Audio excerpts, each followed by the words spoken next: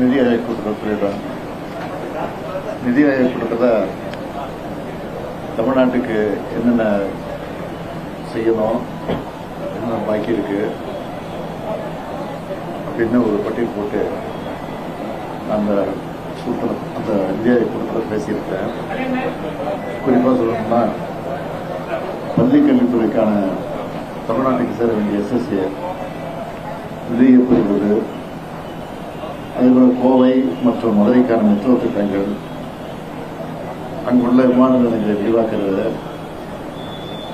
சென்னையில் பறக்கும் ரயில் திட்டம் மெட்ரோவிடம் ஒப்படைக்கணும்னு அது ஒரு கோரிக்கை வச்சிருக்கிறோம். அடுத்தது செங்கல்பட்டு திண்டிவனம் நேஷனல் ஹைவே சாலையை 8 வழிச்சாலையா ஆக்கணும்னு ஒரு கோரிக்கை வச்சிருக்கிறோம். கோவையில் எய்ம்ஸ் மருத்துவமனை அமைக்கிறது குறித்தும் கோரிக்கை வச்சிருக்கிறோம். ஆயுதராப்டர் மற்றும் பழங்குடியின மக்களுடைய மாண்பை நிலைநிறுத்தக்கூடிய வகையில் அவருடைய சாதி பேரின் விகுதிகளை மாற்றுவது, கிறிஸ்துவராக மாறிய ஆயுதராப்டர் மக்களை ஆயுதராப்டர்கள் சேர்க்கிறது, இலங்கை கடற்படையால் சிறைபிடிக்கப்பட்டிருக்கக்கூடிய இந்திய மீனவர்களை மற்றும் அவருடைய படகுகளை மீட்பது ஆகிய கோரிக்கையெல்லாம் வலியுறுத்தி அங்கே நான் பேசியிருக்கேன். அப்புறம் கூட்டம் முடிந்த பிறகு ஆய்வுக் கூட்டம் புதிய ஆய்வுக் கூட்டம் முடிந்த பிறகு டிரைவர்ஸ் சந்திக்க நேரம் கேட்டிருந்தேன். அங்கேயே 2 நிமிஷம் சந்திக்கிறதுக்கு வாய்ப்பு கொடுத்தது. அந்த வாய்ப்பை பயன்படுத்தி இந்த கோரிக்கையை மீண்டும் வலியுறுத்தி ஒரு போட்டு எடுத்து சொல்லியிருக்கோம். என்ன சொல்லுவாரு, செய்ய மாட்டேன்னு சொல்லக்கூடாது, செய்யணும் சொல்லுவாரு, செய்யறதா செய்யாங்கன்னு போகிறோம்.